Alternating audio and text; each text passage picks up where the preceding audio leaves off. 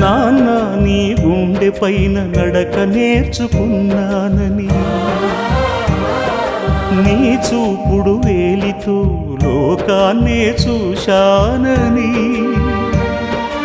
నాన్నను పూజిస్తే ఆది దేవుని కది అందునని,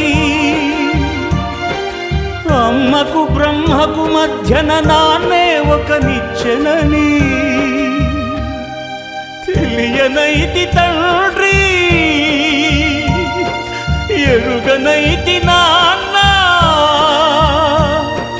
నాన్నంటే నడిచే దేవాలయమని మరచితిని, ఆత్మజ్యోతి చేతుల ఆపివేసుకుంటిని.